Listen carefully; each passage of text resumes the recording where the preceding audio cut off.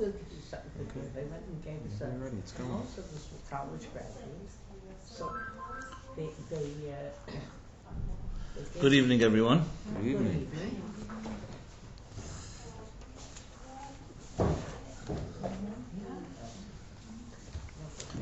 So welcome to another episode of Wednesday Night Live. My name is Simon Jacobson. I welcome you all. I welcome the web audience as well.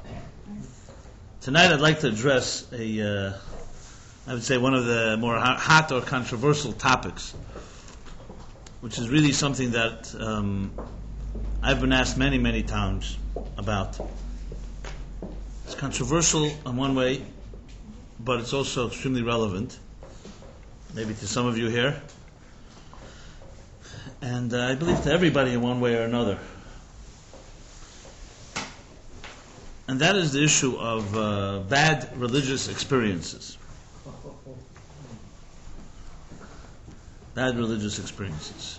What I mean by that is, beginning with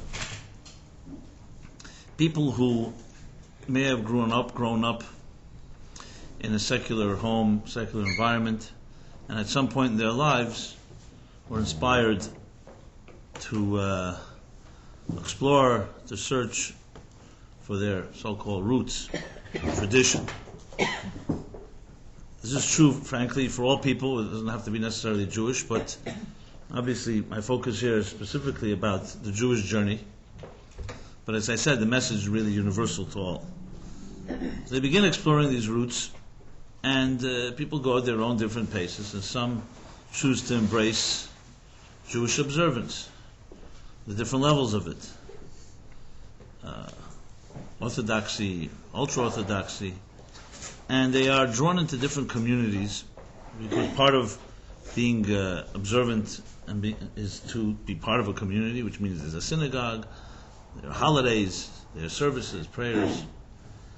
And then, at some point, these experiences, even though initially may have been very pleasant and heartwarming and spiritual, turn sour, where there are either disappointments and disillusionments or other negative experiences, and where the expectations that the individual had are not met, and sometimes much worse than that. Of course, there are many, many scenarios here, and I'm not going to go through all of them. So that's one category of what we call a bad religious experience. And then if it goes further, some continue to explore. They leave one synagogue, they leave one community, they leave one country, go to another. And this is not just about synagogues, also what schools you may go to, different so-called Baal Tshuva schools, or Baal Tshuva being a general cliche for people who are so-called doing tshuva, which means they lived a secular lifestyle and, so to speak, are now returning to their Judaism. As we'll soon address, that too is quite a question, what that really means. So that's one category of, as I said, negative or bad religious experience, which can always get worse, because one continues to explore, you go to one place to another. There are those that I've met, quite a few, that have ended up nowhere. On one hand, they were deeply touched by Judaism and its message. On the other hand, they really never found their place in any particular community. And especially when you throw into the equation the search for a shidduch, to find a soulmate. So, if one finds a soulmate and you can build a home, it's one thing. But being single and trying to be observant or trying to be committed in some way, it's quite difficult, especially if there's no community at all. So quite a few have ended up somewhat like lost souls. As I said, on one hand, deeply inspired, but on the other hand, not really finding a place or kindred spirits or a group or a community that you could fit in or belong.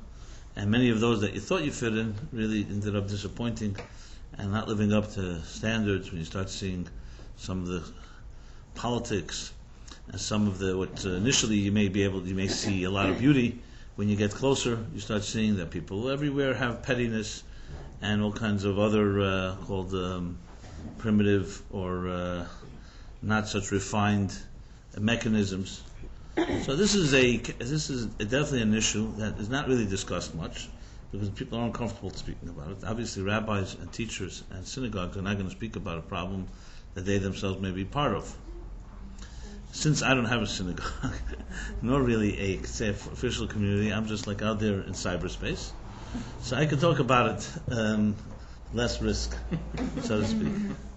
Then, of course, there's bad religious experiences that take on different shapes, more extreme, where people who actually were abused in the religious environment, where they were coming into, so to speak, a world of higher standards and morality, ethics, were abused by rabbis. This can be all kinds of abuse. I'm not going to go get graphic here, but abuse can be of many forms and fashion, and ultimately abuse that comes from religious source can be extremely disturbing and devastating, because it's one thing if it's coming from a secular place, a godless place. But now that you come closer to God, and then there's abuse, or there's some other form of betrayal, or obviously it's much more disturbing. Because this is supposed to be a godly place with godly standards. And then there's the bad religious experience, which really goes into the category of people who grew up in religious homes. And they grew up one fashion, and then they grow older and start looking and searching, and they discover that which they found in that they were taught in their homes and schools is not exactly something that they want to continue living by. And that too can include abuse, and can include corruption and hypocrisy on many levels. So that's a bad religious experience for a person who actually grew up in that environment. Now all this goes under the general title, bad religious experiences. At the same time, it's always important also, in the name of being productive and constructive, it's easy to become bitter and sour, and find other people who are bitter, and then you have basically a new club called the Bitter Souls Club, people who've had bad religious experience club. That's not what I'm trying to do here, because that too can be destructive, because you end up not solving any problems. You just have other people who can all complain, and everybody shares their sob stories and how bad things are. Not to dismiss or invalidate those experiences, but it doesn't necessarily go anywhere. So the real goal here is really to get to a place, an empowering place. And I thought I'd like to address this topic, especially this week, because this may surprise you, but actually it's a theme, a big major theme in this week's Torah chapter. Perhaps on a subtler level, and a different level, but as you'll see, there are profound lessons, real important lessons that we can learn from an episode that takes place in this week's Torah portion. And that, namely, is the story of the two children of Aaron.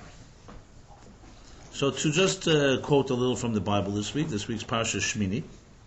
Shemini is the third chapter in the third book of Chumash Leviticus. So Shemini talks about Vahi Bayem Shemini. Shemini means 8, and then came the 8th day. 8th day of what?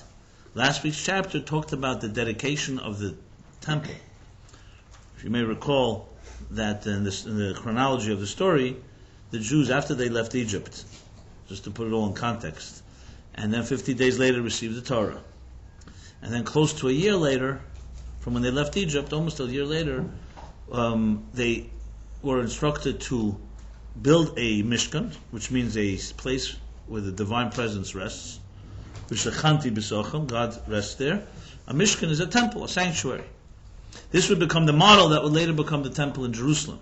But at this point they were still in the wilderness, so they couldn't build a permanent structure, because they were traveling on their way to Israel.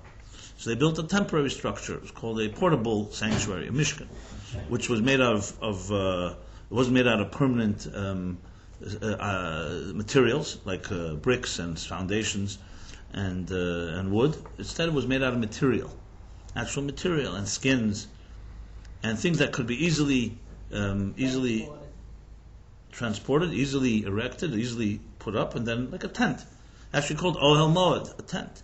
Like something that can be easily constructed, easily taken apart, packed and carried. And the Torah describes in detail how it was carried, how it was packed, when they would erect it, when they would set it up. There were different signs when God wanted them to stop in their 42 journeys through the wilderness, and that's when the temple would go. But the beginning of it, the first time the temple was ever became a formal temple, a formal sanctuary, is in this week's chapter. So the last book of Exodus talks about this structure, the building of the temple and the donations, and how Bezalel finally built it. The beginning of Leviticus, last week's chapter, talks about how they began to dedicate it for 7 days. Dedicated meant there was a special instructions of how to so-called initiate the people in appreciating and introducing The idea, the concept that you now have the divine presence in a physical sense amidst you. Shachanti b'seichem. Which all will become a model, by the way, for what we call today a synagogue, which is a migdash mat, a synagogue in microcosm, essentially. A synagogue is a migdash mat, is a sanctuary microcosm, a migdash. So this week's chapter says, "Vahi b'yom Shemini." Now came the 8th day, meaning following the 7 days of dedicating the temple with particular offerings, particular prayers, particular customs that were done for those 7 days, that trained essentially Aaron and his children, who were the priests that would serve in the temple. Moses trained them how to serve in the temple. So now comes the 8th day, and it continues. Well, now it's actually becoming the first day. It will become the first time. This is Rosh Chodesh Nisan, the first day of Nisan, which was coming up, which was the first time that the temple would become official temple. Not the dedication was over. Now Vahi b'yom Shemini begins the process where actually the first day in history that a temple, a physical space in this world, became a conduit, a channel for divine presence through the offerings and through the things that the chapter continues to tell about. Then it continues, and it says how Moses and Aaron, who of course were the leaders of the people, especially Moses, how after they do the initial offerings on this 8th day, so it says, Aaron lifted his hands toward the people and blessed them. He then descended from the altar, prepared a special offering and peace offerings. Then the Torah continues and says, Moses and Aaron went into the communion tent, Olmod, which was the central area of the temple. It was the Holy and the Holy of Holies, but this was the larger area, the outer area. And then they came out and they blessed the people. And this is how the Torah, in one sentence, describes this momentous day, this historical day. God's glory was then revealed to all the people. Vayar k'vod Hashem el kol ha'am. As usually the Torah in its brevity, short as long, captures the essence of it. So if you recall, in the beginning, when God tells Moses to build the temple, it says, V'asu li migdash, build for me a sanctuary, a holy place, migdash. Hence the name, Beis HaMikdash, Beit HaMikdash, the house of the holy. V'shachanti b'seichem, that's the mission. And I will rest among you. And now the Torah says, Vayar k'vod Hashem el kol ha'am. That the glory of God, the kavod of Hashem, the dignity of God, you can say, it's more than glory, was revealed to the people. So you could imagine this was a very high point. It wasn't a small thing, because this never happened before. Not Adam and Eve, not Noah, not Abraham, not Isaac, not Jacob, not all the generations, not even the Jews when they left Egypt, not even at Mount Sinai, achieved this momentous occasion, which was that actual physical space can be turned into a divine, basically a divine presence, where matter essentially was turned into energy, to put it in contemporary terms. So you may recall I discussed this often in this class, and it's a central theme.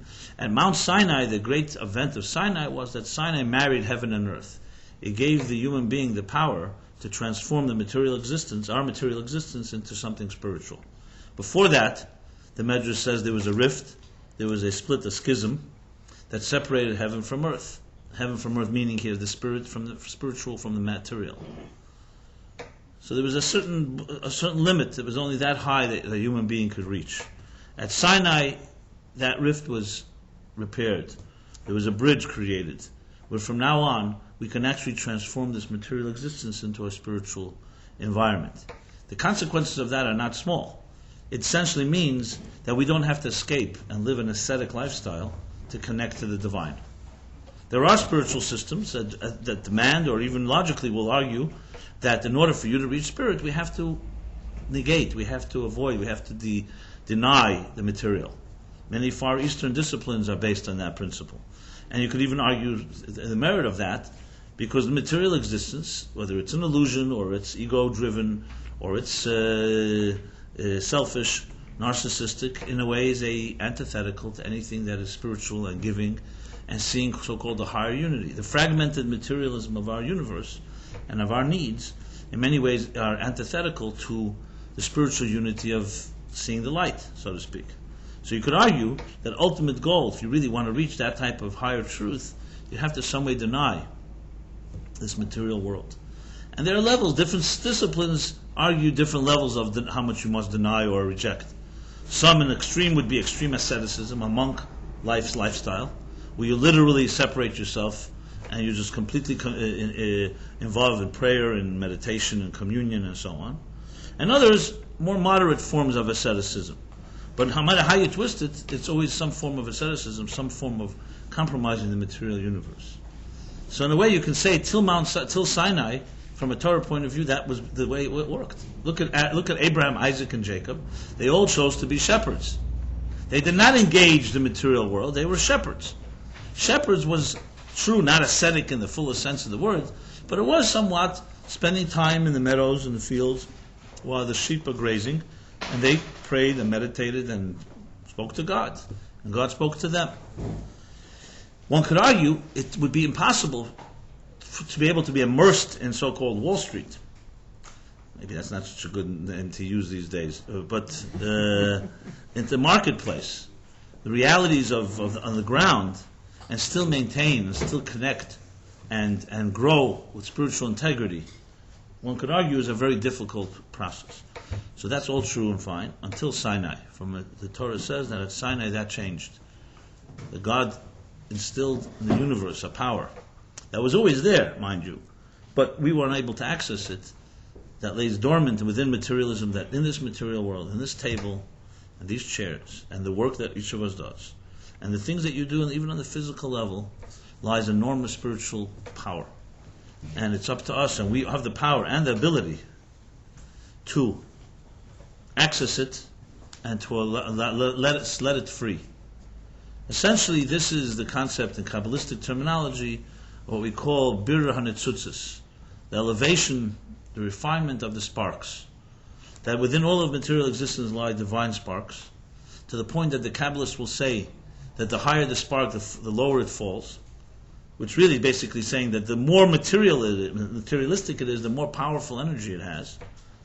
Using the analogy, for instance, if you have a stone wall, so the stones that are highest on the wall will fall the farthest from the wall if they fall.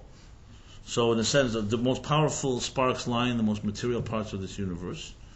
And therefore, when we, in our life work, in building our own temples, physical temples, essentially our job, our mission is to take the material part of our corner of our universe and transform it into a temple, into a channel that manifests the divine energy within it.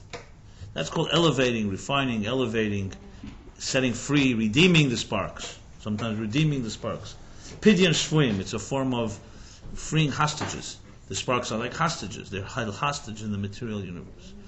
The way to do that is, as the Torah discusses in building the temple, it's through selflessness. It's to recognizing it's not all about you. It's not about you acquiring more, you hoarding, which is all a materialistic approach. It's recognizing materialism is given to you, and the material benefits of your life, the gifts, money included, are really tools for spiritual growth.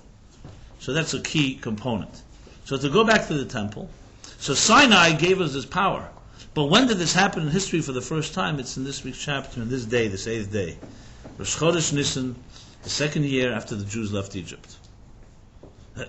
So they had left the 15th of Nisan, almost a year later, not the second, almost a year later, that's when the temple, and that for the first time in history, you have this fusion of matter and spirit, of material and the spiritual. So this was not a small day, it was a major event. So you can imagine that the people, the Jewish people, standing and hearing the prayer and blessing from Moses and Aaron, and then seeing divine glory, whatever form and shape it may have taken, but they clearly saw something very powerful, were quite impressed, not just quite impressed, were quite inspired. The question is, what happened next? And here you'll see, as I said, the first so-called powerful religious experience.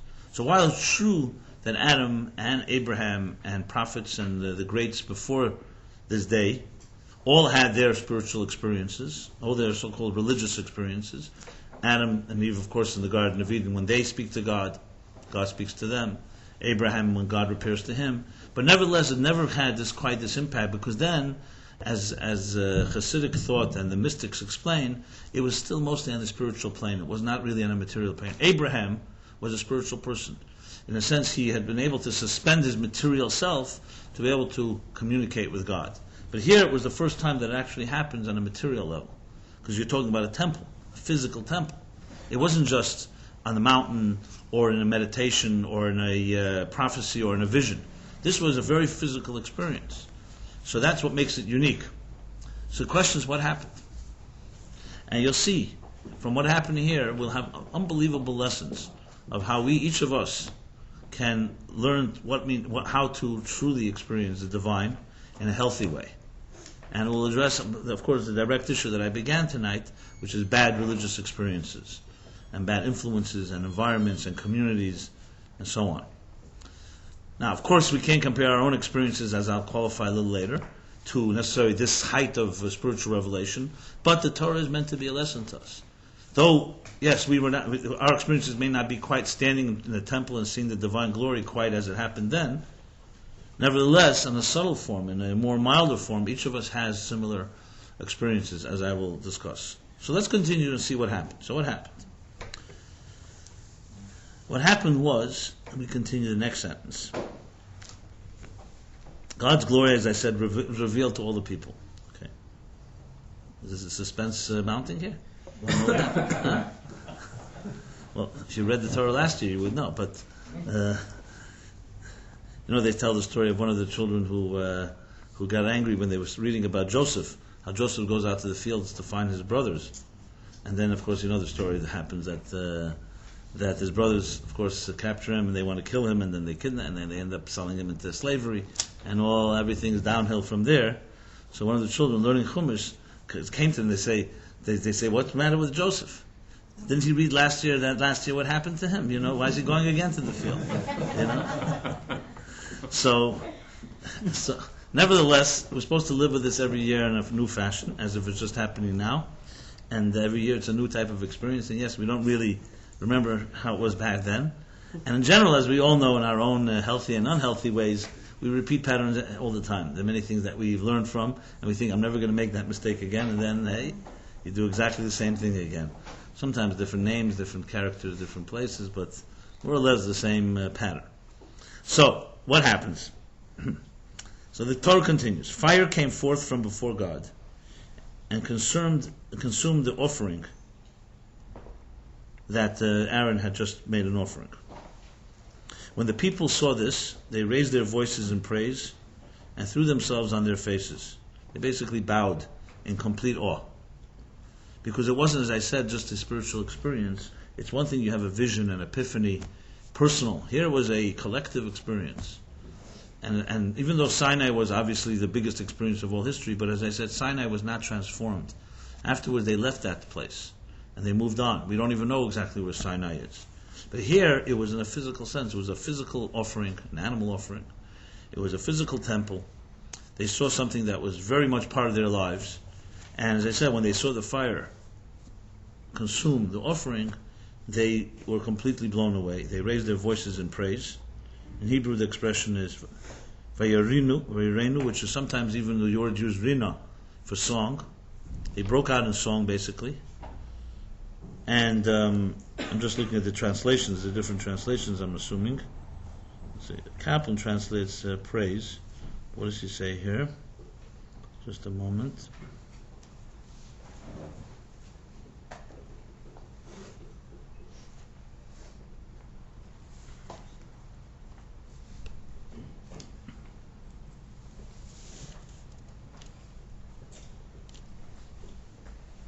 Yes, sang out, became ecstatic. That's another expression used, became ecstatic. Which I think is irrelevant. However you exactly interpret it, but it clearly includes a very powerful expression of ecstasy, is the word he uses, ecstasy or song, and acknowledgement, and to the point that they actually literally bowed and fell on their faces, meaning it's the concept of bowing, complete awe, complete subjugation to a higher presence, which would happen to anyone that had a powerful experience. Okay. Now that all makes sense. That seems what a healthy person has a powerful divine experience. That's what would happen. But here's what happens next, and here is where you see where how it can go two ways. Before I continue to build the suspense, on one way, what can happen next is that they would continue and build a healthy life based on this experience. Because remember, this inspiration would end. It wasn't going to stay this way. They still have to go back to their lives. The question is, what do they do with this powerful experience? So one thing that's possible is that you build something based on it. You learn how to integrate it, and you grow with it. Another possibility is you forget, which is often what happens. We have many moments of truth, and then we go back to our so-called routines in our lives, and we forget. Yeah, we can maybe remind ourselves, but it's not always maintained. We don't always maintain it. And a third option, as we're going to see, is actually an unhealthy experience. That due to the deep inspiration, instead of learning how to integrate it, you can also get hurt by it. And this is where we'll call the negative religious experience is born. So what happens next? Aaron's sons, two great people, and as the Torah will describe, they were in some ways even greater than Moses and Aaron. So their names were Nadav and Avihu, Aaron's two sons. He had 4 sons. These were Nadav and Avihu. Each took a fire pan, placed fire on it, and then incense, and they offered it before God. Basically, being so inspired by this divine revelation, and they were also part of this whole experience of the ecstasy and the falling and the awe that they experienced, so they were so inspired they decided to bring an incense, to bring an offering to God. Now so far so good, no problem. Not only that, if you look in the commentaries, especially the Or HaChaim, one of the commentaries right here in these verses, and he says that what happened was, being that they were, of all the people, they were highly spiritual people. So you can imagine, if you're talking about a few million people there, or whatever the number was, there were different types. Everyone had their own particular experience. But you can imagine that the people who are most evolved, the most spiritual of the people, probably had the most powerful experience. So these were they were 2 of them. So the Or HaChaim explained that what they did next, with this offering, came out of their deep, the words he uses, their deep love, their deep passion, their deep dveikus, their deep cleaving, connection, wanting to become one with the divine. So this, what they did here was basically a response. Such an experience, they wanted to get closer. And the Torah continues. So they offered it before God. But it was, the Torah calls Eish Zara. Eish Zara literally means a strange flame. You see, Kaplan translates it as unauthorized fire. Interesting way to put it. Like who was supposed to authorize, Yeah, they were, I guess, the bureaucracy then, you needed to go through a whole administrative thing to authorize. But he says unauthorized fire. Now, I understand it means unauthorized by God. They were not commanded to do so. They were not allowed to do so. This was their own initiative, basically, is what he's saying. Let me just see what other translations he brings.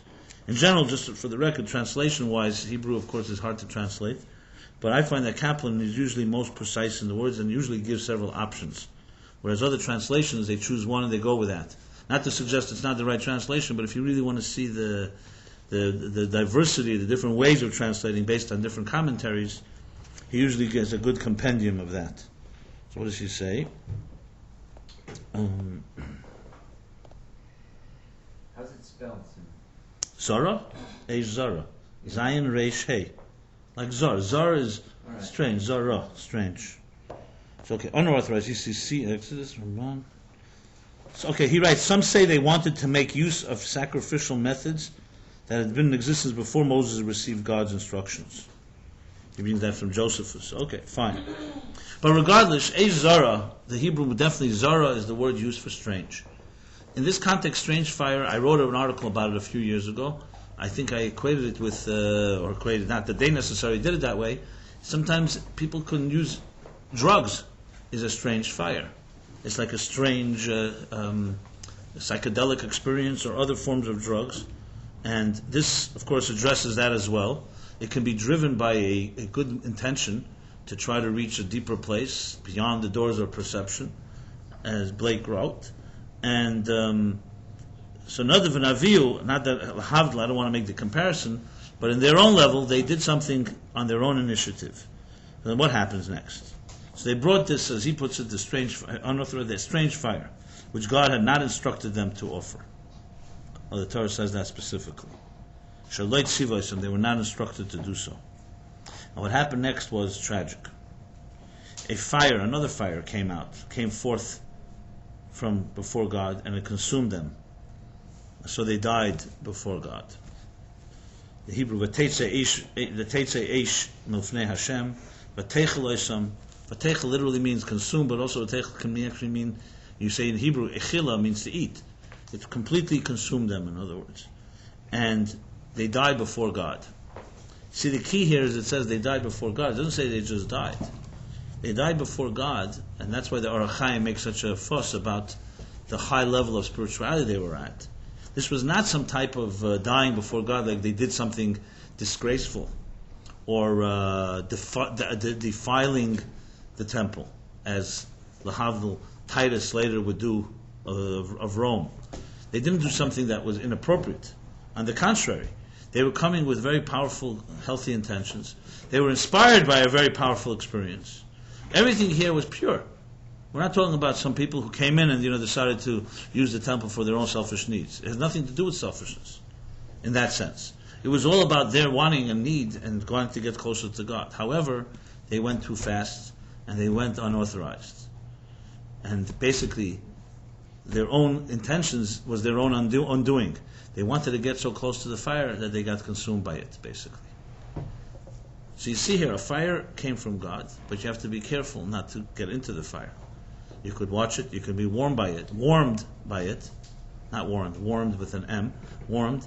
You can be illuminated, but you have to be careful whether you're ready to enter. Because if you're not ready, what happens is, as what happened here, that they got burned by it. Not just burned, they literally burned out. First burned out in history, where they actually were consumed to the point that they died before God.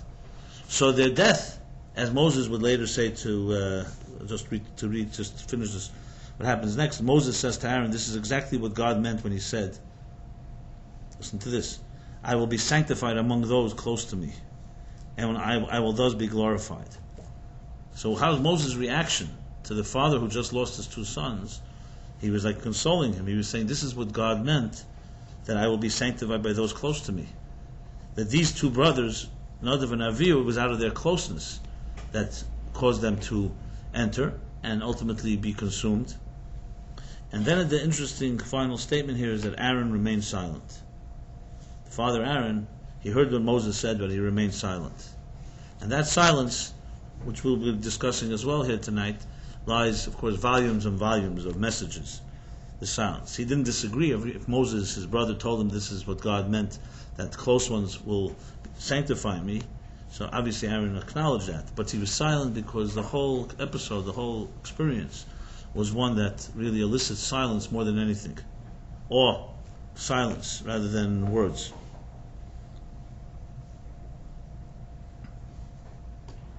And then the Torah continues and talks about the process of, first of all, the burial of Nadav and Avihu, and also done with great care. Moses summons several individuals, cousins of Aaron's sons actually, and tells them to go in and bring them out of the sanctuary and bring them outside to the camp where they were ultimately laid to rest. And then continues the laws of where we learn many laws about what's called an oinen, God forbid. When a person loses a parent, there's special laws of avelus, which is laws of a mourner. But before being a mourner, a person is called an oinen. An oinen is someone, before the burial itself, certain particular laws that are different than the laws of general shiva that a person has the day before the burial.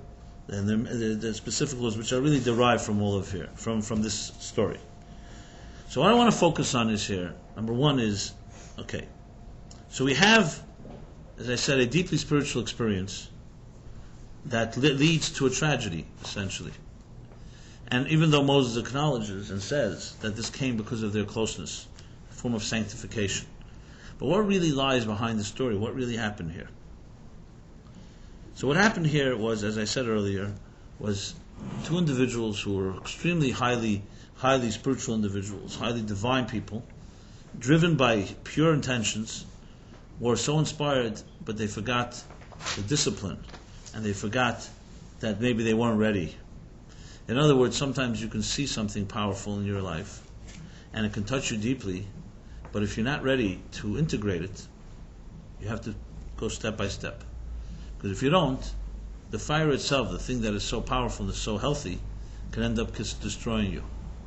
So it's interesting twist, because usually we think of things that destroy us as being negative things, evil things, being around people who are unhealthy, abusive. We don't usually refer to holy fire or divine experiences as being something that can be destructive. So it's important to emphasize that the point here is not that the divine is destructive, is that when you're not ready, it's destructive. So it's our limitations that doesn't allow us to experience it. So when Moses, for instance, the great Moses, no one greater than him, the man of God himself, says to God, also in a moment of deep inspiration, show me your face, show me your glory. Interesting, the same word he says, Kvaid Hashem, Hareini no kvaidecha. Show me your kavod, show me your glory, show me your dignity, your essence, your face. And God responds, no man can see my face and live. This was not some type of pulling rank or being difficult from God's perspective. That even you, the great Moses, cannot see me directly without being consumed. Because as one of the great mystics and Jewish thinkers writes, actually not a mystic, he's called a chayker, more of a Jewish philosopher, Rabbi Yosef Albo, wrote the famous book called Sefer Ikrim, the book of fundamental principles. So he uses an expression, Ilu Yadaitiv HaYisef. In Hebrew means, if I knew him, I would be him. Referring to God. If I knew God, I would be God. Because when it comes to things in our world of duality, so you can know about this table, doesn't make you a table. When it comes to God, which is not duality, but a unity, if you know God truly, you'd have to see everything from God's perspective, then you would be God. So knowing God and being God is one, essentially. So you can know pieces of God, so to speak. Not pieces, but I mean to say manifestations, expressions. But to know God in the fullest sense of the word, you'd have to be God. Which really is true also, just for an example of ourselves. Can someone truly know you and not be you? You can know parts of you. Even people who love you deeply can know a lot about you, can have an intimate understanding of your life. But there's some things that no one will ever know, only you can know, that you know from within, so to speak, from the inside out. Everybody else will always experience you from the outside in. So even when it comes to people, it's that way. That ultimately true knowledge of someone else is only possible if you are that person. When it comes to God, obviously, it's infinitely more so, because you're dealing with an entity that's so far beyond any finite creature. So basically, what Moses was told a few chapters back when he went up on the mountain and he was praying for the Jewish people after they built the golden calf.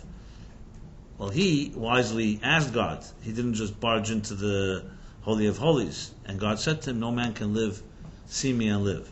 Whereas Nadav and Avihu, probably not quite necessarily the same level, actually did barge in. They went in, and their inspiration and their love and their connection compelled them to enter into the Holy of Holies, and as a result, being unready, as they saw the face and they could not live, basically, on their level. And they were consumed by the fire. So it's not about the divine, God forbid, being destructive, it's about us, in this case the two sons of Aaron, whether they have the power to contain that type of energy. So on the small examples, just to use small examples that make it a little more relevant. What is the true master, the true art of a teacher, or a good communicator, or for that matter, a good parent? The art is, besides the love, obviously, that is necessary, which is the driving engine behind any type of connection and bonding, but there's something else that goes further than that. That love manifests in a way where the parent, or the teacher, or the communicator does not transmit based on the terms of the transmitter, but always based on the terms of the transmittee, if you could say that, the recipient. In other words, a good communicator, a good teacher, knows how to gauge the person you're speaking to. You'll find people who are brilliant, they have brilliant ideas, and they may even have good intentions, but they sometimes lose sight of who they're speaking to. They don't know how to measure their target audience. Which, if you want to use business examples for it, of course in business the same is true. You could have great product, but if it doesn't match your audience, or you're not reaching that particular audience, there's no connection. So the key to true communication is to gauge, is to relate to, is to understand the particular individual that you're communicating with. And no two are the same. Educate the child according to his or her way, and then when they grow older, they will not waver from it. Which really means it's about measuring the container. So, if the water of the rainwater, would come gushing down from the heavens, it would flood the fields and destroy them. The same water that sustains and is so vital, so necessary for making things grow, that same water can be destructive if what? Reiv teva eini mechel l'kabel, when it's such a gush of goodness that no one can receive it. In the Talmud, that expression is used in the chapter, in the tractate Tainus, where it talks about the rains, the famines. Always is a tragedy, a famine, because when you're dependent, especially but in agrarian society, where they were so dependent on the agricultural and the seasons, when there was a famine, it was a major tragedy. Today as well, but we're somewhat, in our illusionary industrial world, we're somewhat protected from it because we have food in every season. But in societies where they are directly connected, they're linked, dependent on the rains, famine is a major disaster. And so the story goes about Cheni HaMagal. It's called Cheni HaMagal because there was a great famine, and he prayed to God for the rains.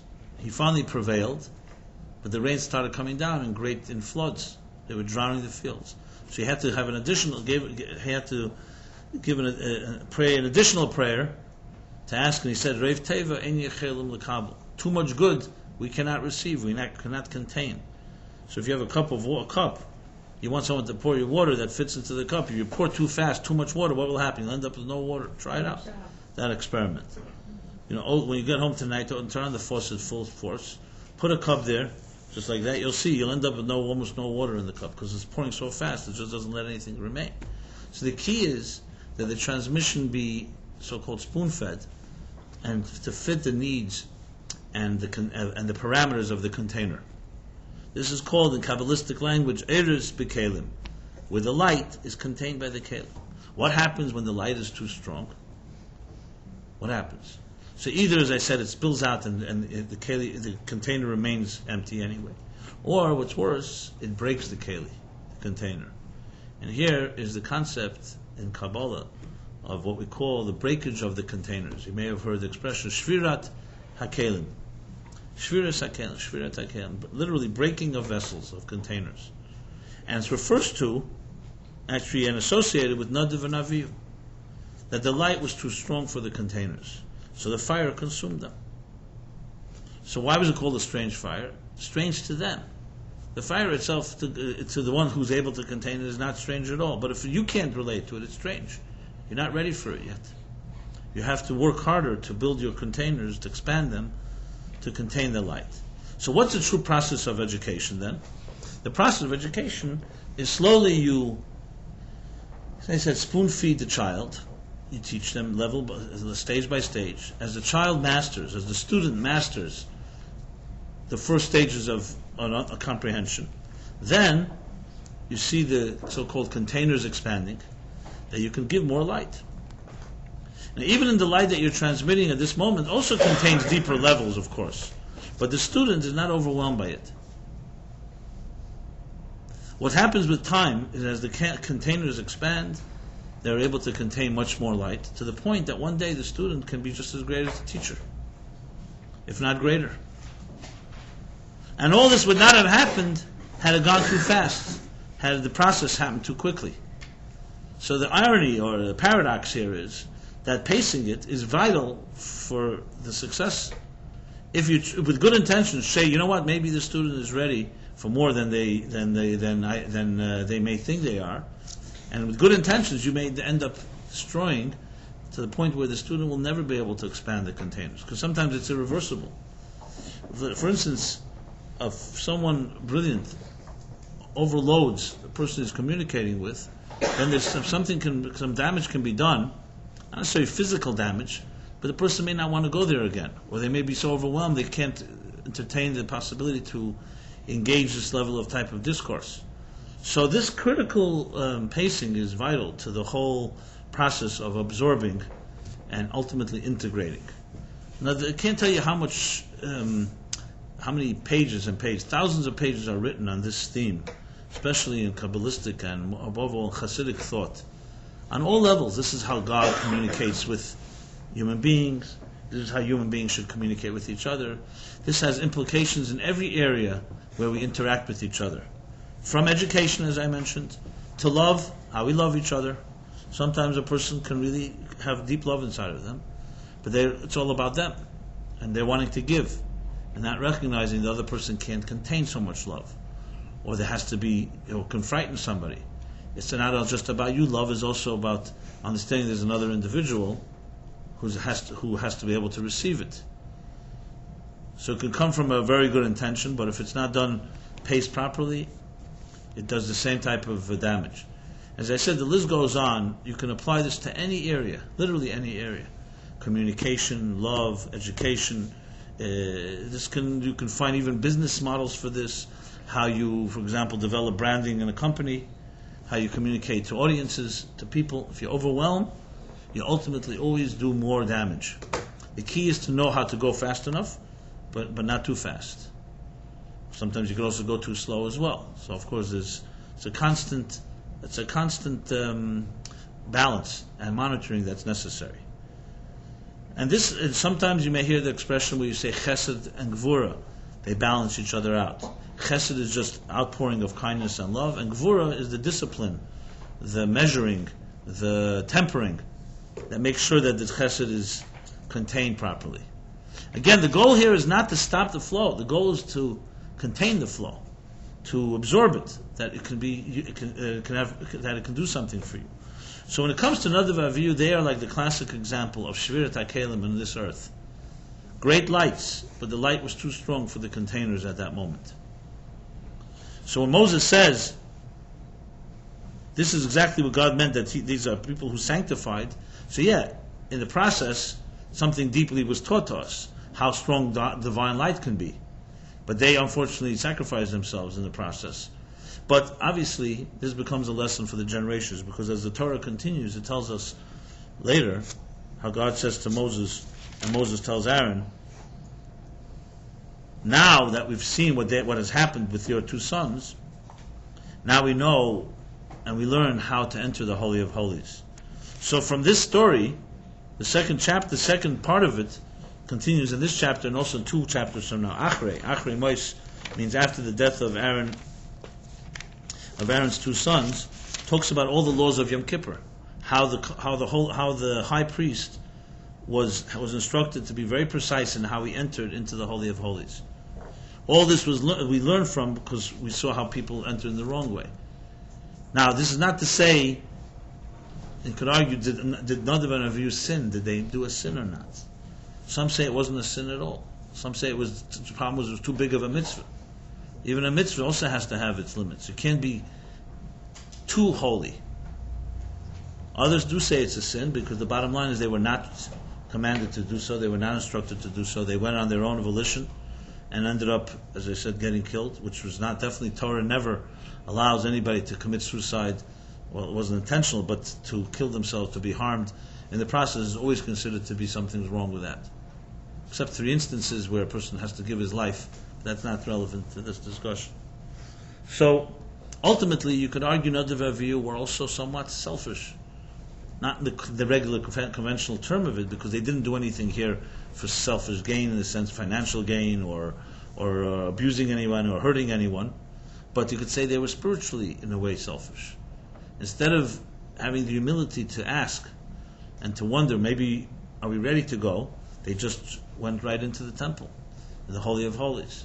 So I don't want to use the word selfish because it has those negative connotations, but you know what I'm saying. It was driven more, it was there, for them, self-interest was spiritual growth. It was getting close to God. There's even a very interesting, which is unrelated directly to this, but just to mention because it's just interesting. Time of the Second Temple, later, there was corruption to the point that there were people who had money, and they paid off some of the priests to allow them to go into the Holy of Holies on Yom Kippur. Now they knew they would go, they would die, because the Holy of Holies, as the story in this case goes, was so pure that anything that was impure could not survive. It just was too powerful of a place. I think I mentioned this many times, just to use an example. For instance, a piece of dust on your finger doesn't mean much, but a piece of dust on your eyeball is very irritating. The Holy of Holies was like this spiritual vortex of deep sensitivity, that if anything there was inappropriate, if a high priest had one blemish, he would die on Yom Kippur in the Holy of Holies. That's why the high priests that went into the Holy of Holies would go in with, they'd be tied with chains, with ropes, because no one else was allowed to go in. So if something happened to them, they had to be pulled out. So you can imagine on Yom Kippur, before the Kohen Gadol would enter the Holy of Holies, he was bound in ropes. And there was a Kohen Gadol like Yechon Kohen Gadol and others that for years and years, decades and decades, every year they survived. It can just show you how pure they were. But there were people in the time of the Second Temple, the Talmud says, and think of the bizarreness of this. They paid money just to have that moment of divine experience, knowing that they would die. So were they corrupt people or they were not corrupt people? It's an interesting twist here. They didn't pay for some type, they paid to have a divine experience. And they knew that they would die in the process. So just give you some food for thought. Obviously, it was not something that I'm not suggesting this is. I'm not encouraging this. Not that we can do it today. I don't know if anybody has access to the Holy of Holies. But to go back to this story and to our relevance to what I was talking about, bad religious experiences. So I want to now address it in our relevant terms. So Nadav and Avihu, they essentially, as I said, the mistake was that they moved too fast. And as a result, Shvirat HaKelim, the breaking of the vessels. Sometimes the expression used in the Hasidic discourses to explain the story is the term that I've introduced here quite a few times, called Rotzei and Shuv. The term, if you haven't heard it before, Rotzei v'Shuv. It's a term used, it's a verse in the book of Ezekiel, where he's talking about his vision, his divine vision, and he uses an expression that he sees v'hachayis rotzei v'shuv. He sees the energy, hachayis, energy, life force, rotzei v'shuv, running to and fro. As a matter of fact, in that same verse, he also uses a word that later became the Hebrew word for electricity, chashmal. Why is electricity called chashmal?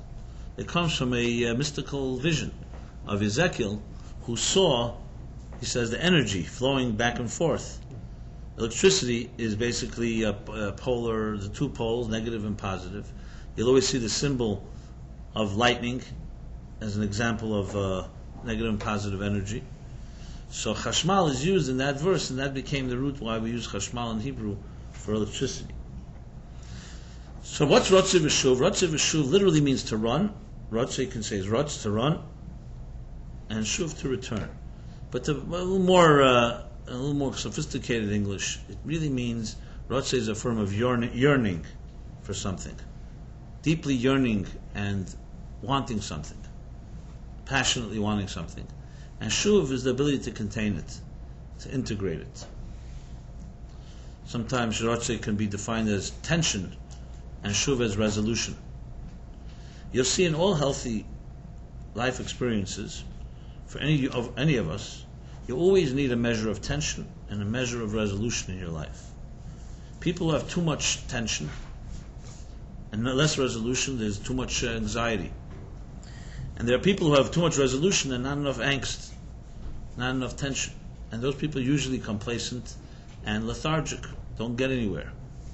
So you need to have something you look for, you're searching for, but not to the point where there's complete, there's so much yearning, so much passion that you can't contain. So you talk about Nadav and Avihu, what happened was their Rotzeh became too powerful for their Shuv. They had more Rotzeh, they had more yearning and passion, and they had less containers, Shuv, to contain. In the healthy balance, you need both. When a high priest goes into the Holy of Holies, doing exactly what Nadav and Avihu did, he brings incense in the Holy of Holies. But besides the fact that he's commanded to do so, it's also because he's ready to do so. He's able to contain it. So what they did was not per se wrong, it was that they were just not at the place, not ready yet for it. This concept of Ratzah Rishuv, if you apply it to your own life, you'll see a fascinating way of looking at yourself. Because if you look, you'll see you usually have one more than the other. Very few people have the perfect balance of the two. Our struggle, our challenge is to find the balance. You'll find either too much complacency, too much resolution, everything is resolved. And like someone says, so is there anything that you're like looking for, searching for? No, I'm pretty happy. Whether it's true or not is another story. Sometimes we decide we want to be happy because we're just too burned out by too being unhappy, by wanting things. So you decide you just don't want anything anymore. Then there's the other extreme, a person who's so hungry that they just are constantly in that type of state. Too much angst turns into anxiety. Too little angst turns into animal bliss. Now I know if you had to choose between the two, I'm sure some would choose bliss over the other. But the fact is, for a healthy human being, one without the other is really not healthy. Think of it like climbing a ladder. If you try to climb too many rungs at once, you're not going to get anywhere. You may even fall. You have to climb one rung at a time, and you look up and you see what broader horizons, which should create a yearning, a hunger to get there, but the hunger to the point where you pace yourself as you grow toward that place. And that's a key to all growth in life. So in a strange way, the deeper passion, the more passionate a person you may be, the more energy you have, the more drive you have, the more hunger, may be unbelievable virtue. People that have a lot of power. But it could also work against you if you don't pace it, if you don't know how to also have some resolution, some absorption. No different than I said earlier about a teacher or a parent or someone who loves you and overwhelms you with information or love or waters that flood the fields. So this is true with ourselves as well. This isn't just how you communicate with others, it's how you communicate with yourself. That when you have a voice inside of you, a soul inside of you that wants things, and we all have times we want things. I'm not even getting into now whether it's a healthy thing or not. I'm just talking about the concept, conceptually, the idea of being passionate for something, which is in essence a healthy thing, to have passion. However, a vital component, as I said, is pacing it. And the more passion you have, the more pacing is required. If you're hypothetically more, I don't want to say anybody's mediocre, but if anybody's less driven, so in a way the risk is less, because then the risk is the other way around, that you're too complacent, too apathetic, too blasé or non-driven. So that challenges, that's too much shuv without a rotzeh. In the case of Nadav and Avihu, as I said, the problem was the other way around. There was too much rotzeh and too little shuv. So if you want to gauge a person yourself, a pretty good way to look at is these two elements in your life. Then there's another discussion, what it is that we're driven for. Some of us are hungry for the wrong things, and sometimes for destructive things. That's another discussion. What I'm discussing here, however, is that balance and pace. So now let's apply this all, going back to this is nice biblical discussion about Nadav and Avihu, and about communication and love, but where it gets a little more, controversial and I guess spicy, juicy, is in the area how we apply it to this discussion I began about bad religious experiences. So, if you ask some of our famous self-proclaimed atheists of our generation, they'll tell you whether it's Hitchens and God is not great, or Dawkins, what is it called, the God delusion or whatever it is. They'll tell you about all the vices, how religion has basically destroyed human beings and destroyed communities, destroyed nations. The religion is the single greatest evil in history. And they make arguments that are sometimes more religious than the most religious fanatics. But, on the other hand, I cannot say that all their points are wrong. There are many things about religion, if you study it objectively, that are very repulsive.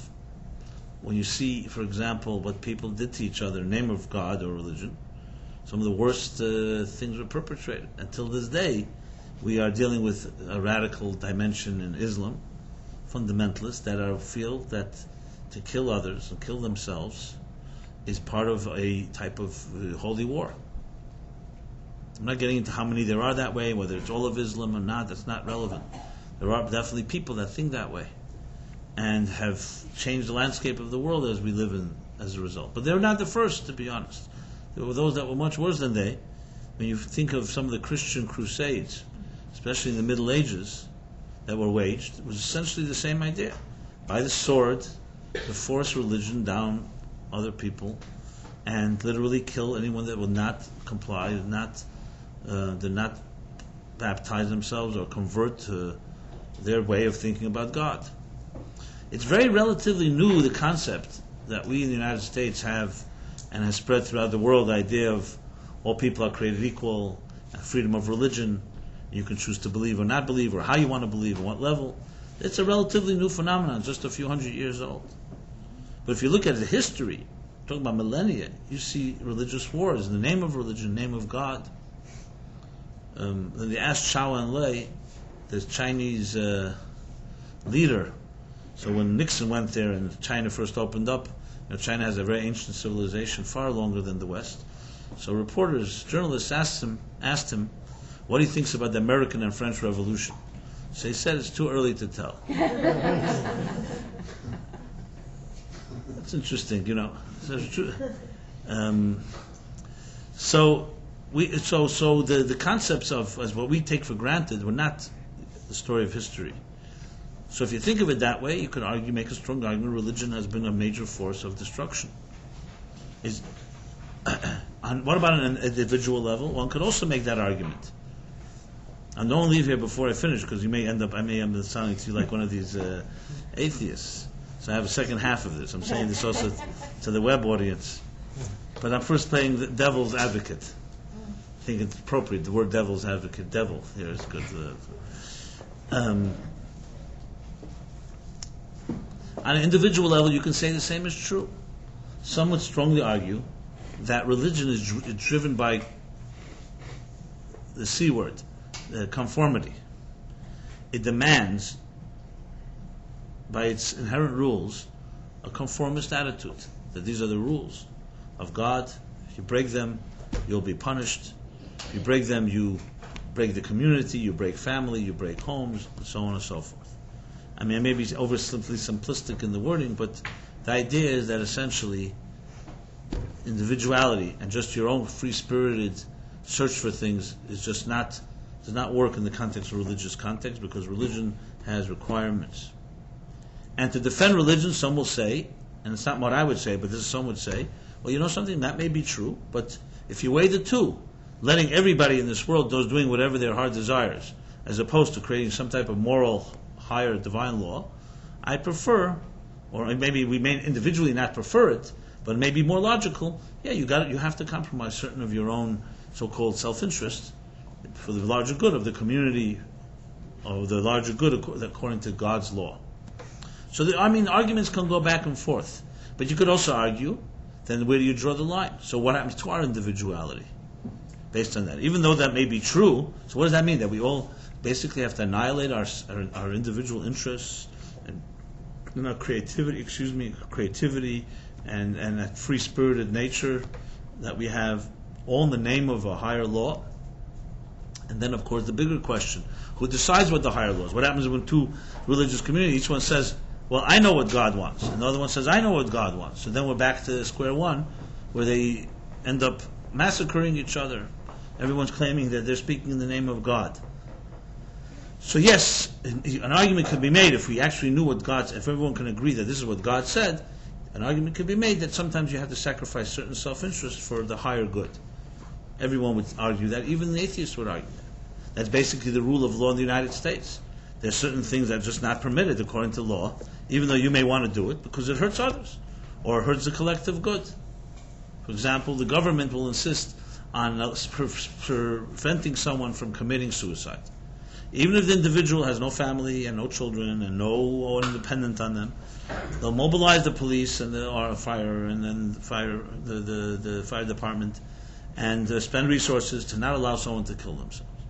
Why? Because the consensus, for whatever reason, right or wrong, of this country is that a society like ours has some type of law that the person who's doing that is being self-destructive and destructive to others. He must not be in his right mind, or something might be wrong if we allow something like that. Now you could argue, if you're a real libertarian, you could argue that that's not appropriate, not hurting anyone else. Why are we getting involved? And the debate rages. I'm not here to get into that debate. The point I simply want to make is that this discussion of individual sometimes having to compromise is just even true in secular law. This isn't just a religious concept, just as a footnote. But let's go back to this religion. So a great argument can be made that religion has has introduced many negative things into society. Now, if you apply it to our contemporary world, I can tell you firsthand the horror stories, hundreds that I've heard from people who grew up in religious homes, who will say that religion was just a cover, a front, that their parents weren't really religious. They were just programmed, and they tried to program the children. They were unhealthy people. And that religion could be a force that has nothing to do with God or higher morality or spirituality. It's just another mind control thing. I've heard the stories from many people, and I've seen it firsthand in many ways myself. So I can't deny that. And then, as I said at the beginning of this class tonight, there are people who grew up in secular environments, were attracted to Judaism, and then when they came too close, started seeing things they don't like that much. And they start saying, hey, it's not much different. The secular world has its problems, the religious world has its problems. And the list goes on. I can define it more in detail, but I think you can fill in all the blanks yourselves. So why is all this relevant to our discussion here? I'll tell you why it's relevant. Because the way I would put it is that religion really has two aspects to it. There can be a very unhealthy element to it. And I wouldn't call that religion, frankly. That's just things that masquerade in the name of religion. I'll go a step further. I never liked the word religion in the first place. Because the whole word to me, I don't even know what it means. Like, I always wondered, even as a kid, when you say somebody is a person, and then there's a religious person.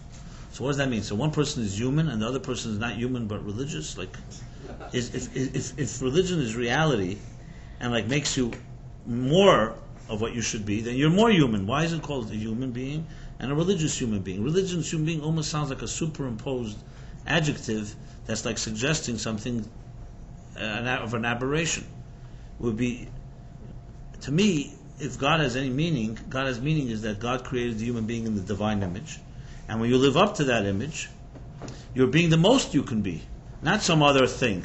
Like, oh, here's a human, and here he became religious or something like that.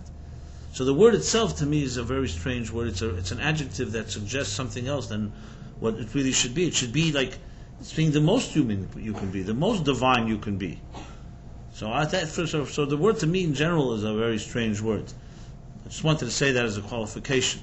But when I'm using it here, obviously I'm not talking about it in that context as a type of group, which is one of the big stereotypes, is religious people. It's a group called religious people. I'm repulsed by that concept. When people look at me that way, I feel insulted. Like, you know what I mean? I'm a human being like you, 1 second. So you're like the mainstream normal human beings, and there's religious people, and then there's the ultra-Orthodox that go with beards and yarmulkes, which is essentially the ultimate stereotype where we all start judging each other by what we look like instead of who we are. So I have no doubt that there are many people that look like me and call themselves religious people, so therefore I inevitably become thrown into that group whether I like it or not. But since here I have the floor and I can defend myself, or I would rather say not defend, I don't feel defensive, but present myself, I want to present it the way I understand it, the way I was taught what it meant. And that without any stereotypes. So in that context, what the religious means, yes, there are negative things associated with religious experiences, as I've mentioned some of them, and I'm sure there's many more that I haven't mentioned. And then there is what we'll call, how I understand it, what true religion really means. As I said, with the qualification, I don't really want to use the word religion, but I'm saying true faith, being truly a godly person. And that comes down to understanding that God and God's laws are not superimposed states on our beings. It's not like you are who you are, and then comes a Torah and says to you, listen, you're interested in eating anything you like to eat? No, I'm going to tell you can't eat anything. Here are the things you're not allowed to eat. Here are the things you are kosher, non-kosher. As this chapter discusses, actually. Or you think you can love any way you like and sexuality expressed in any way you like? No, here are the regulations. And the list goes on with every law, Shabbat, kosher, love, marriage, all the laws of prayer, holidays, on and on and on, all that regulate how you live your life. So you have to ask yourself the question, why would you want to embrace a life that is being regulated by some other law that someone's telling you is the name of God? So yes, if you believe that God said so some people say, listen, if God said so, then I'm ready to subjugate myself. That's what God wants, that's what I do. But even that, as you'll see in a moment, is really not a right attitude. The ultimate reason is the following, is the opposite way. If God created life, and created you and I, He created this machine called life, and the Torah is a blueprint, or you can call it an operator's manual, how this machine should be used. So the laws are not superimposed at all. The laws are basically the engineer of life is telling you how life should be lived to the healthiest and fullest way. So this isn't about superimposed, do this and don't do that, because some outside force called God is telling you to do it. But it's actually about within. It's how you structured. So if someone said to you, eat these foods and you'll be healthier. And if you eat these foods, it'll be poisonous and be destructive to you. And you know, it's been proven that this is toxic, this is non-toxic, this is healthy. You're not going to say, well, why are you imposing upon me what I should eat? You're going to say, what do you mean? This has been studied, this is what enhances life. This food is destructive, this food is nourishing. The same is the way the Torah works. The Torah is not about superimposed laws that come from the outside that regulate our lives. It's essentially telling us how how this machine can work to the best way possible.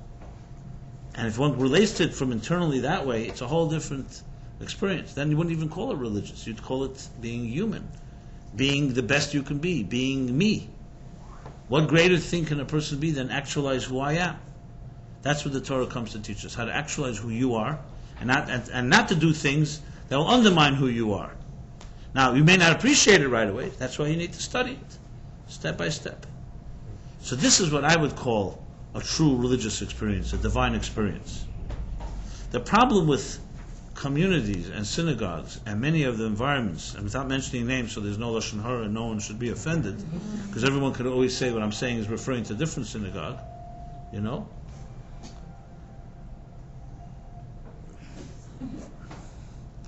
Is that a warning from above? Huh? Did I say something wrong? No. I didn't mention any synagogue. I didn't say which one. As I said, everyone can say it means a different. He's talking about that rabbi. Okay, you know. So everyone fit the hat as they see fit. One of the big problems is, and this goes back to the story with Nadav and Avihu directly, is that it's become a country club approach, where like a bureaucracy, everybody's interested in the business, so to speak, of it. So it creates a divisive element where everyone is, our synagogue or our environment is the right one. One problem. If it's truth and it's God, then it's not about a particular country. This is not McDonald's, Wendy's, and the Burger King competing. The second problem, and this may be even more important, the way, the attitude often of how so-called kiruv they call it, bringing Jews closer to Judaism. So the word kiruv is a very, very popular word, but it's also a very disturbing one, and it's really a distortion. Why is it a distortion? Because it's suggesting you're close, and you're going to bring other people close. Like, who made you close? How do you know you're close? It's a very arrogant and condescending attitude. The truth is, we are all human beings, and there's only one God. So if you're saying you're helping someone, give them a book to read and help inspire them, maybe they can get closer to God. It's between them and God. But as soon as it's a group or an individual bringing others close, you have to start wondering who's exactly in charge here. Who gave them the authority? And who made them the babysitters? Which is often the attitude that you have to people who know less. Oh, they know less, they're nebach, they were born that way, so we will bestow upon them our benevolence of bringing them closer to God. This is a fundamental flaw in the whole approach, and this has really nothing to do with God at all. It's to do with people's own maybe needs, and maybe they convince themselves they're closer to God.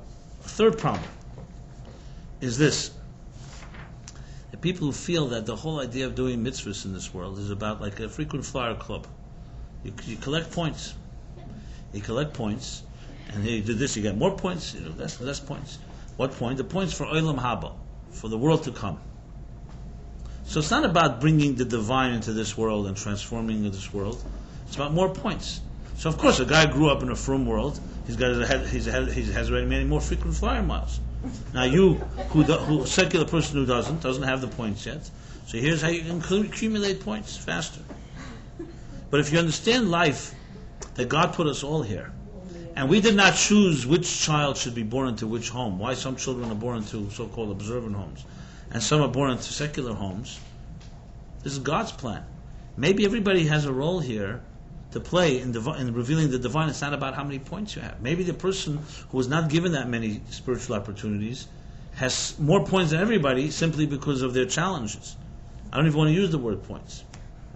Now, all these issues I just mentioned are all flaws that fundamentally are unfortunately become part of mentality of many of the so-called Kiruv schools and Baal Tshuva schools and teachers and communities. And maybe it's the default position when it's driven by a simplistic approach. But when you understand that we are all souls on this earth, and each of us created in the divine image, and that the Torah is really a blueprint to help us all actualize that, then we're all in the same boat, and we're all here to help each other. And just because some people have more information than others, that's good. They're blessed with that. They should be humble and share what they know. But there are others who have other things to contribute that can be equally valuable. Yes, it's true, I'm sitting here and I'm speaking. I was blessed, had the opportunity to study. I grew up in a spiritual Jewish environment, non-judgmental, and I had the opportunity. Some of you may not have had the opportunity, but trust me, I don't feel 1 second that I feel I have more points than you, because you have things to contribute to me that can be far greater than what I can share with you. And I know this from this is not just potentially so, I have first-hand experience. I can testify here that I believe I've learned from many of you things that much more than I think you learned from me. Maybe you may argue with that, but so we can argue. But the point is, right, I still feel that way. Because it's more complicated than just a linear approach to things. We're all here to try to connect as musical notes, each indispensable musical note in God's composition. If someone doesn't understand that in a humble fashion, they're missing the whole point of the Torah. No question about it. This attitude that some are closer to God than others is, yes, it's true, there are tzaddikim. There are people who, because of their transparency, their selflessness, have become transparent channels, but they don't go around announcing it. That's something we acknowledge simply when you see them. You see that they, by choice, have made themselves less egoistic. But anyone who's making such announcements and saying, come line up to me because I'm like a tzaddik, I would wonder what kind of tzaddik that is. So when you talk with that approach, and now let's go back to the story with Nadav and Avihu, you'll see how it all applies. Problem is that we may see beauty and warmth in Judaism and in Jewish communities, especially when you, by contrast, look at your life, let's call it in the secular world, and you see the emptiness there. So there's great attraction to it. But don't ever think, and this is something I've always attempted to do in this class, that world is perfect. It may have elements of Torah in it, and there may be people, and there's no question that there are gems there, but we all live in a very imperfect world. And I think it's vital that a person has to understand that in your spiritual path, only you are responsible. There's no person that can babysit for you, can teach you. They can teach you and inspire you. The best teachers will show you how you're responsible. Anyone that in any way causes you to clip your wings, or in some way assumes responsibility for you, is trouble. If you're 2 years old, that's the case. But not when you're 20 years old, or 30 years old, or 40 years old. Great teachers will inspire you. And what I find is a lot of the problems come is because you see beauty and truth, and we do the mistake that Nadav and Avihu does. You jump, and then you get burned. Not because necessarily the fire is bad fire, because you're not ready for it. And I think it's vital that people go step by step by step. And learn. Step by step doesn't just mean that you learn about the divine, it's also you learn about people. You learn about communities, you learn about that some people can be very religious in their external dress and their words, but necessarily internally they may not be so evolved, so divine. And all this is part of the learning process of how to integrate the divine into this world. So there's no community or a particular group or synagogue you're going to find that is going to be like, this is it. When Mashiach will come, that will be the case. Today you're going to find there's individuals that some of them get it and some don't. Is there beauty in Judaism? There's no doubt. You go to Shabbos tables, you'll find a lot of beauty. But sometimes if you are seduced by that and have not yet built the tools to make a life for yourself with that, you can get burned. So the lesson of Nadav and Avihu, I think, is quite vital. Not in any way to slow down. To dampen our enthusiasm, curb our enthusiasm, but rather just to measure it, to make sure it's mature decisions you're making, to own your decisions, to grow into it. Now, if I was able to communicate to everybody about it, I think that it would help quite a few people, because I find some people who I meet in the middle of their journey, and they've already jumped too fast, embraced something, and I can tell you countless stories where I hear stories where someone completely trusted the rabbi and the rebbitzin, or they trusted this in the synagogue, and they trusted what some people told them, and then time after time they were all disappointed. Now, had I met them before they trusted them, I would have said, listen, I'm not telling you they're bad people, but take what you can and take it step by step. Don't jump into anything. This is not about a contract that you have to sign. No one's putting pressure on you that you have to buy it all hook, line, and sinker. This is about a relationship with God. And right now, here's where you are. And God understands where you are. And speak to God about it. Look around and look soberly at people and study them and let them teach you. But don't ever jump too fast, because if you jump too fast, it's not yours. It's someone else's. And if it's someone else's, you will not really ultimately grow. If anything, it will regress. And I see quite painfully quite a few people who have been even to this class.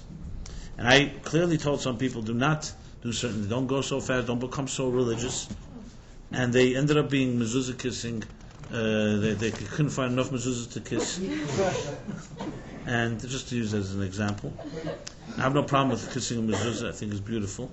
But if it becomes more dominant than anything else, I also have this thing like, and I'm not, again, every person in their own pace. A lot of people I remember them as Frank or Mark or John or whatever it is. That's the men's names, and there's other women's names.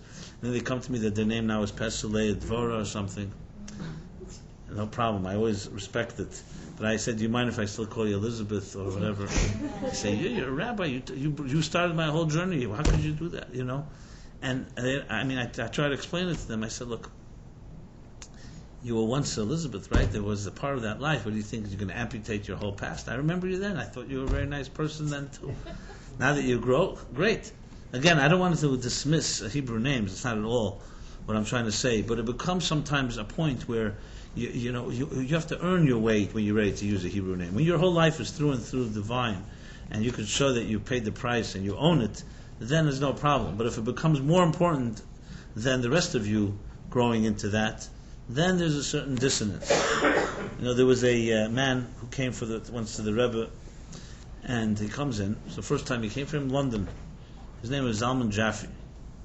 And he was a businessman, a London English businessman. One of the Hasidim had an influence on him, and they suggested he go see the Rebbe in New York. So he came, and when he came in, the Rebbe offered him a chair. So he wouldn't sit down. And the Rebbe said to him, I'm very uncomfortable if you're going to stand, and I sit. He said, I can't sit down. I can't.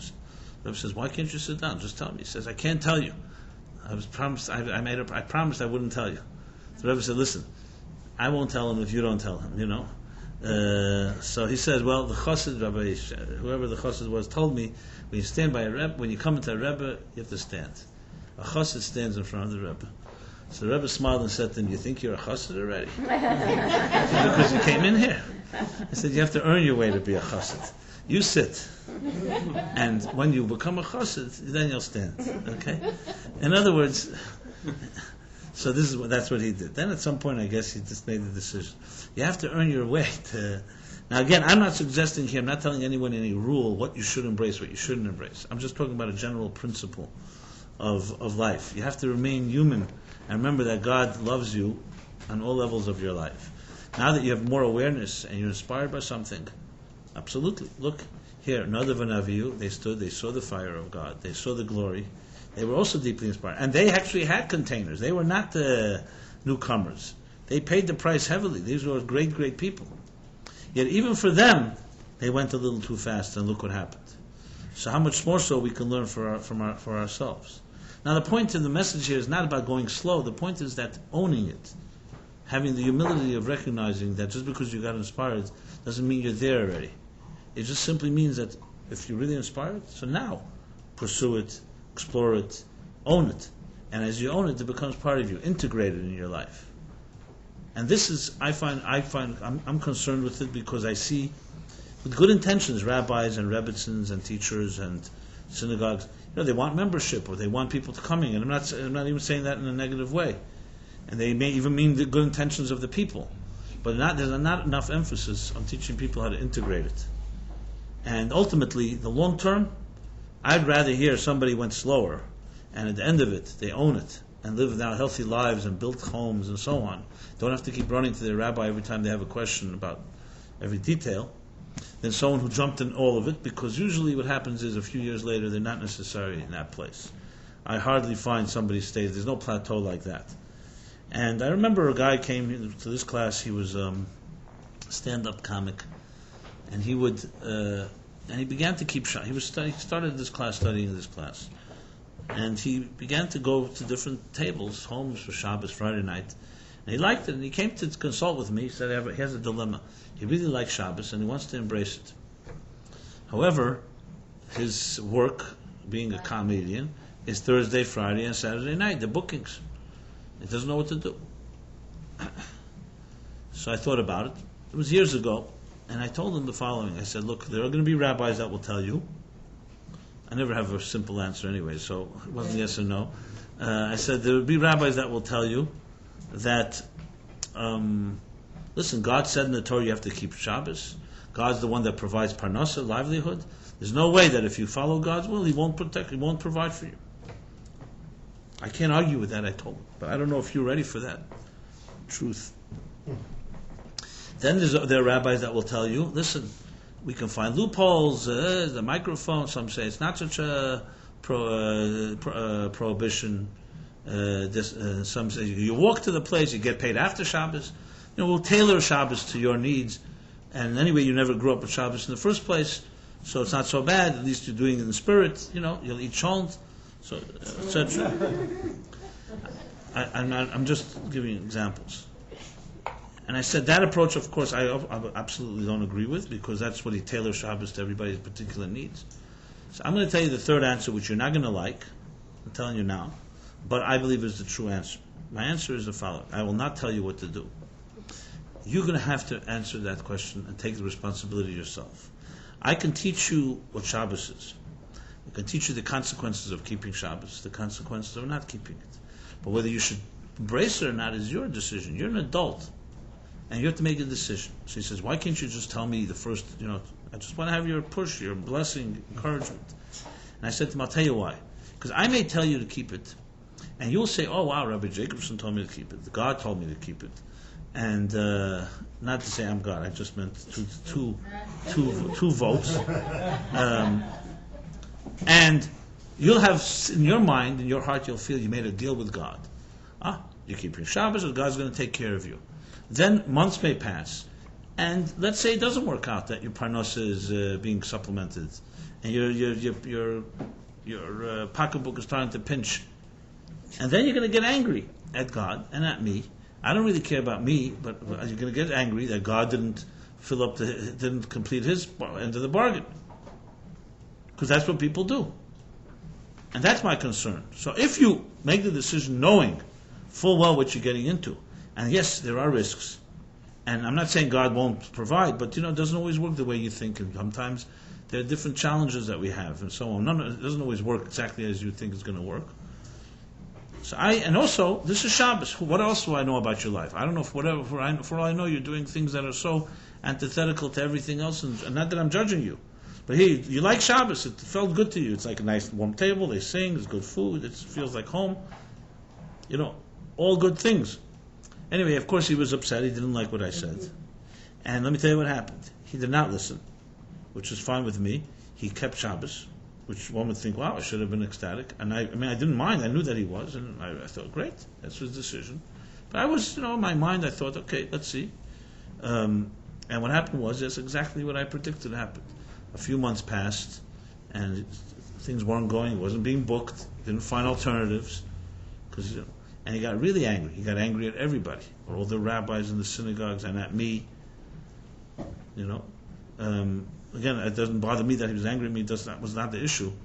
But I remember he dropped everything. Today he's a Shabbos observant Jew, and learned, because he grew into it. First he got angry, then he came back. And this was exactly what happened. What happened to him was similar to the same idea. It's critical, and I'm not suggesting. As I said, if he had kept Shabbos, I would have been the happiest person. Many rabbis have said to me, "I have influence on different individuals." I do. Why don't you tell them to put on tefillin or do this? I don't tell people what to do, not because I'm afraid to tell people, because I think adults have to make decisions themselves. I could encourage, I could educate, teach, inspire. I also don't feel that I'm going to get points if I make people frum. It's not my thing, And I also don't. And my goal is to bring people, give them options they may not have known, and let them now work it out with God, just like I have to work out my issues with God. It's really straightforward like that. People ask me, "Is your goal to make me religious or to make others religious?" No, my goal is to open up options you may not have heard before in the Torah, Judaism, and then as an adult. Hopefully you'll embrace. And if you don't embrace, we're still best friends. I'm not looking. It's not about that. It's about everybody's journey, and the journey is a sacred journey. As long as you're honest. If I see somebody being dishonest and I also not necessarily will say something, because that people have that right to be dishonest as well. But then it's a different thing. Then you're just looking for excuses. But if a person is honest in their journey with God, I don't know. There is no rule what pace.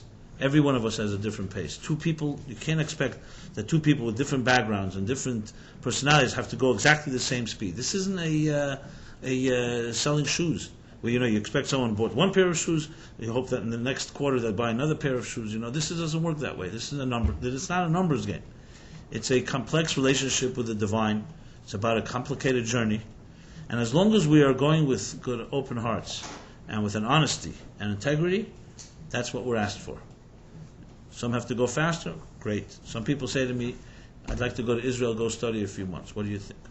I don't per se have a negative thing. I'll say to the person, I really will challenge them and see whether this is really a mature adult decision they're making, or because they heard a speech last Friday night and they feel guilty, or they just were caught up in the euphoria of others doing it. Which, again, is not necessarily a bad thing per se, but you have to be aware that that's what's happening.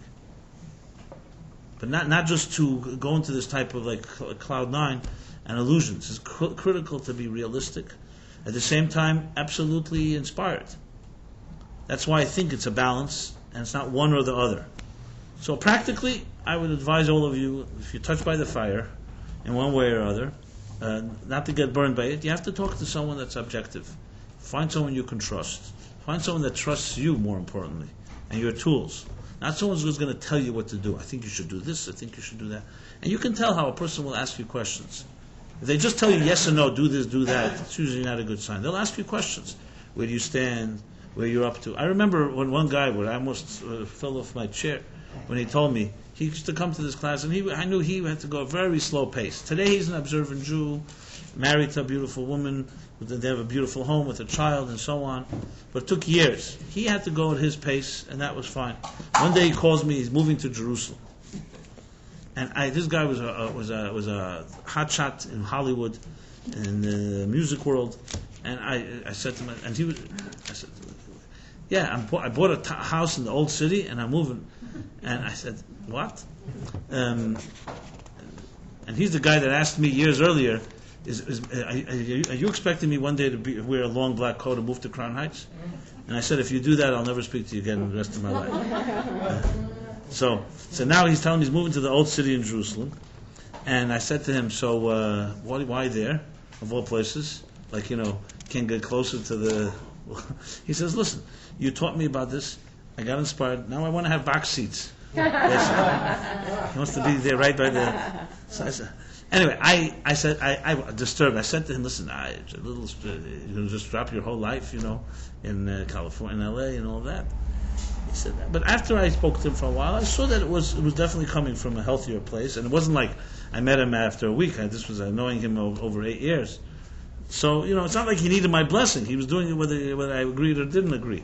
But I remember just my attitude to it was my same reaction. Not that I have a problem with it. I think it was beautiful that he did it in concept. But I'm always concerned because it's vital that it be contained and balanced. So this week's portion has very relevant messages to the bad and good religious experiences in our lives. And I hope that we all can get something out of it. And I think it's vital because, look, we all are looking for deeper truths. I don't think you'd be sitting here if you didn't feel that way, as I am. And it's very important to have both the humility, the passion, and the pacing. The bottom line is to really have the balance of all those items. That's when you really will grow into the healthiest you can be. Will we make mistakes? Absolutely. All of us make mistakes sometimes, not even sure whether you should move faster, not move faster. I don't want to either leave a message here tonight as well that people should start becoming so cautious that you don't make any moves. That's not at all what I'm intending. It's just really thinking about it from all angles, really. And looking at moves you make and understanding and realizing that we don't live in a very perfect world. I always tell people who are telling me today that they feel alone, they got disappointed in the Jewish communities they were around. I mean, they find here and there they have special people they know, but they basically disillusioned. I said to them, you know something? I personally think that's, I say this to people who I know well and trust me. I wouldn't say it to anybody. I say, look, you're not talking to me like a baby. You want to talk like an adult. Take the bull by the horns. And why are you blaming others? You're also part of the community, the Jewish community. Now, except you're the one that's complaining about it. So build. You reach out, be proactive, find other people like yourself. Don't just sit around and wait for a community that's going to save your life. That's how I feel. When a person's truly growing, take responsibility. What I mean by that is don't you have to become a rabbi or a leader of a community. It means not just to play a victim. It's true, very true that there are many communities that are very disappointing and you don't want to be part of them. But how are we going to ever correct this if we don't all, as a grassroots group, do something? And there are many ways, there are many suggestions. So it's vital as well, if a person's in that situation, not just to say, oh, look, because we can get caught in that trap of just saying how bad things are, and like we're so aware that they're bad, and we're like so enlightened by that. The question is there any action being done by it? And I look at myself. I'm very familiar with the communities of Judaism. I've been around. I grew up in a very traditional community. I've traveled extensively. I know what's happening. Yet, I see my life not as looking and saying, oh, look how bad it is. It's, what are we going to do to make it different? I try to I see myself as a bridge between establishment and anti-establishment. So in my heart, I'm really very anti-establishment, for the record. But I also understand that you have to work within the structures, and you want to make sure that you're not just looked at as another rebel, and that's another way to dismiss. So you have to know how to really dance the dance. I'm not suggesting all of you here have to do that, but we have to we have to be allies here in the sense of not just being in that. I could definitely be a sympathetic ear to people who've been burned by the fires. I've seen plenty of stuff that's not nice and not beautiful at all. So I'm not suggesting and validating negative experience people have had. But the question is, just like it is with all healing, is there comes a point you don't want to just talk about how bad your mother and father were. You want to start saying, okay, so what kind of life are you going to build now? So yes, there are some very bad influences in the Jewish communities. There are some ghetto attitudes, there are brainwashing attitudes, there are programming, there's condescension, there's a lot of stuff, abuse as well. But it's the same situation. That doesn't mean Judaism is that way. It doesn't mean Torah is that way. So what are we going to do about making a difference? So it's true. We could either be part of the problem, or we can be outside of the whole thing and just like watch, or we can be part of the solution. I would say those that are part of the problem within, and those that are on the outside who've been hurt, looking outside, they're also part of the problem. They're just a different end of it. And what we need is the third category: people who are strong enough to not be allow the hurt to stop them from forward progress. So, what we learn from Nadav and Avihu is that we can march forward. They got burned for all of us. We don't need to go through that again. You can read their story again and again and learn from it. And our job is to integrate the fire, passionate fire, love, the devotion, the hunger, the spiritual hunger, but in ways that are integrated. So, on that happy note, I'd like to say to everybody a very good night. And watch out for the fires all around. But don't stay too far either, because you won't get warm. And it's a balance. So good night to everybody, and good night to the lovely cyberspace audience.